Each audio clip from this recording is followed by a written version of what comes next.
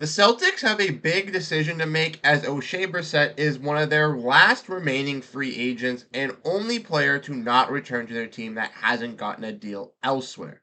With the Celtics having that last remaining open roster spot, will they leave it open? Will they look for a reunion where Oshae Brissett, or if Oshae Brissett looks somewhere else, where will he find a role in the NBA?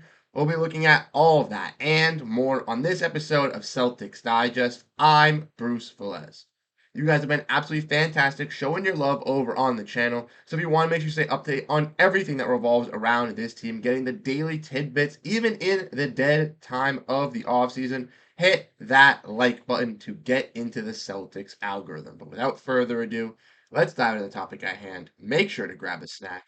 And like we discussed in the introduction, we're going to be looking at Oshae Brissett possibly leaving, as we all know that the Boston Celtics have that last roster spot open, and we have some more news on that front with Oshae Brissett. Now, there's been some vlog updates from Brizzy TV that we've kind of captured and broken down in the past, but this one here kind of cements it a little bit more for Celtics fans. So let's look at this here. Looking at the Celtics free agent emotionally begins to bid farewell to Boston. In an article written by Gio Rivera, we see that Brissett signed a 2-year deal with the Celtics last offseason, which included a player option this year.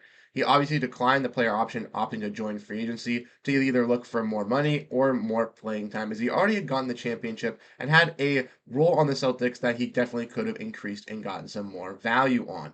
Now, ultimately, with the Celtics selecting Bayer Shireman, getting Anton Watson, and signing Lonnie Walker to an Exhibit 10-day contract, and with him possibly getting the last roster spot, it is looking very slim for a reunion for Oshae here in Boston.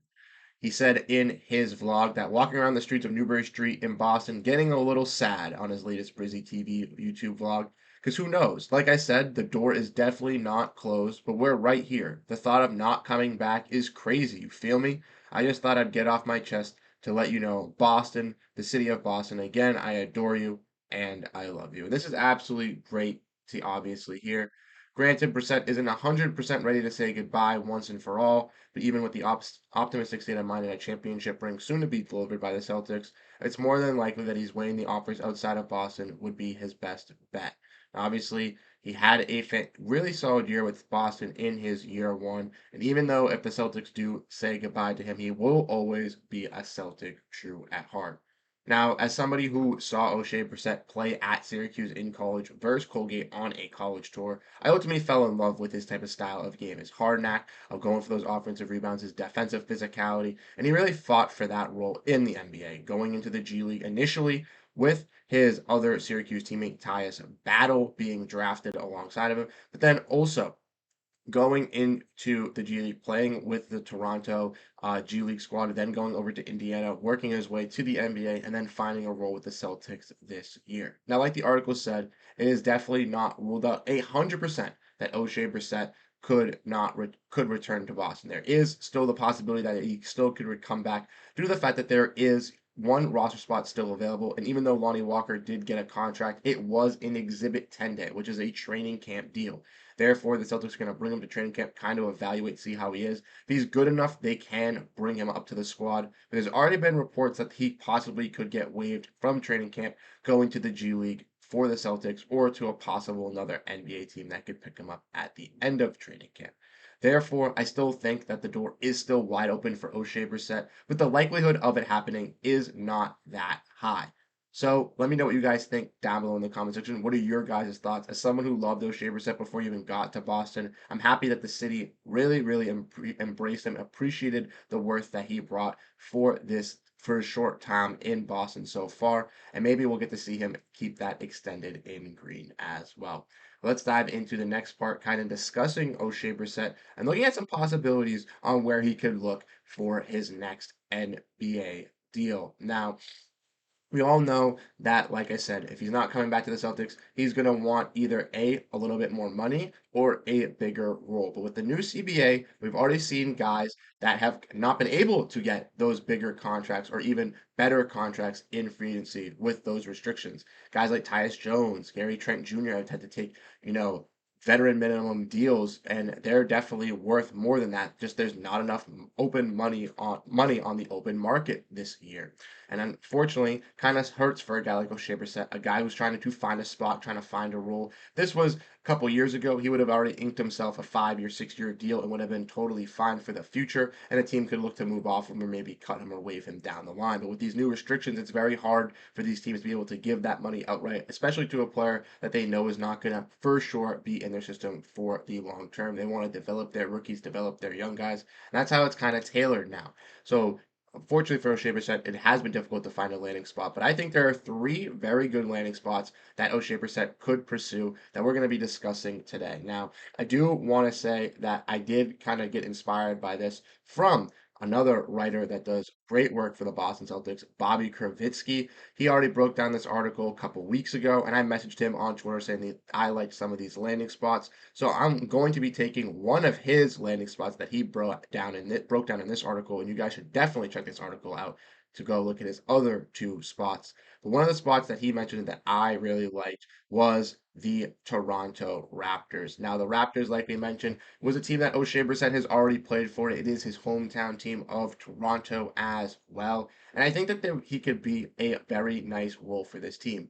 Bobby stated in the article that they don't really have a guy that is a hustle rebounder, energy guy on that second unit, especially at that forward position. This Raptors team has been known to have a logjam of forwards and has, a lot of different lineups that they can run with Emmanuel Quickly, RJ Barrett, Scotty Barnes, having that, versatility in their respective positions here. But I think a guy like O'Shea Brissett could really come in on this second unit and kind of be that backup wing that could present a lot of energy for this Raptors second unit. I really don't believe that they have anybody on the second unit that can do that. I know Ochai Agbaji is a pretty solid defensive piece, but a guy like Kelly Olynyk, who's on that bench unit, is a scoring and spacer. He's a decent rebounder, but isn't really known for it for his majority of his game.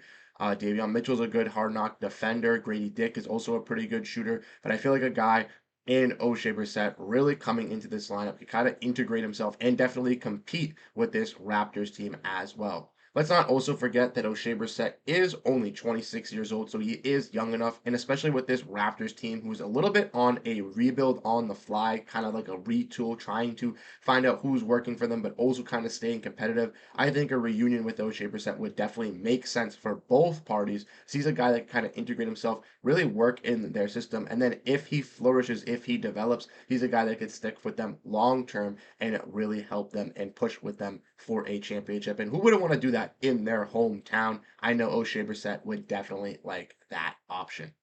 Now, the second option that I want to bring up today and discuss is the Phoenix Suns. Now, the Phoenix Suns are another team that now has an open roster spot as they waived Nazir Little and waived EJ Liddell just a few weeks ago as well.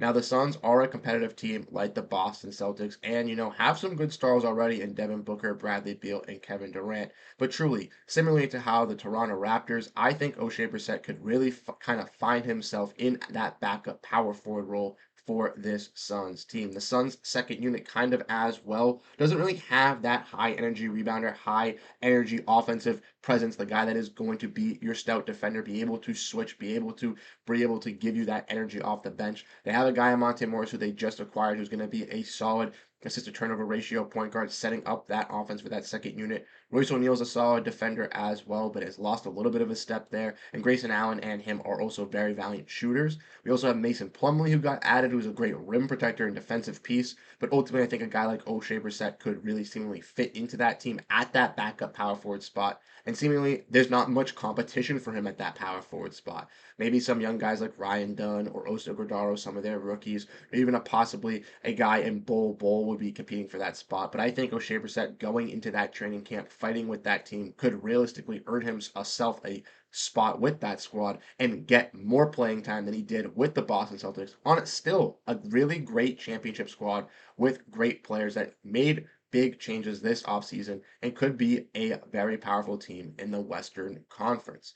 I think both of these teams really complement O'Shea Brissett's play style, and he really could find that role that he had with Boston, contributing with both of these teams. And lastly, the last team that we're going to be looking at here is the Charlotte Hornets.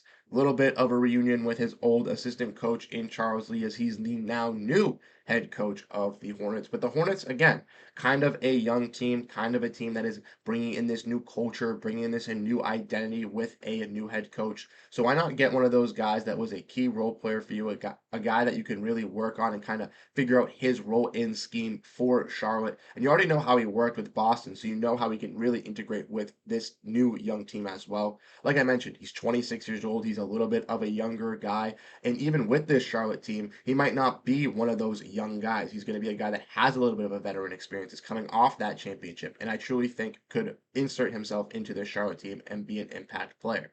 Now, Charlotte at that power forward position and wing position again is a little bit questionable with some of their players. They just re signed, obviously, Miles Bridges. They have Mark Williams at the center. I believe they still have Nick Richards at the center position as well. But they have some kind of holes there. I know they have Cody Martin, the brother of Caleb Martin, who is the certified Celtics killer and now on the 76ers. But I think like a guy like Oshae Brissett could definitely compete for that role alongside him. And like I said, this team has a bunch of young players, young talent, and integrating a guy like Oshae Brissett, who already has a little bit of some NBA experience and being on a championship team, bringing that high rebounding energy and really solidifying himself into that second unit and being a key defensive, switchable wing for that second unit, I think could be huge for the Charlotte Hornets and maybe even propel them into that play-in race or possibly even a young core that is building a nice culture that fans are interested in with the integration of Oshae Brissett. But let me know what you guys think down below in the comment section. Ultimately, as an Oshae Brissett fan, I would love to see him back in Boston, but truly, I don't know if the possibility is as likely as many people think. So ultimately, I think if he is looking for a job in the NBA, would still like to play, obviously, these three teams are great possibilities that he could go for. Toronto, kind of close to Boston, already played their hometown team. Phoenix presents him with a chance to win another championship and integrate himself into a backup bench role, and also into Charlotte, building a culture, playing with a coach he's already played with, and kind of being one of those experienced guys and could build himself into a role with that squad as well. Like I said, let me know what you guys think down below. How would you guys feel? Rank these destinations 1, 2, 3. I love reading all your comments. And thank you guys so much for tuning into this episode of Celtics Digest. Once again, I'm Bruce Velez. Thank you guys so much for tuning in and have a great rest of your day. Go, Boston Celtics.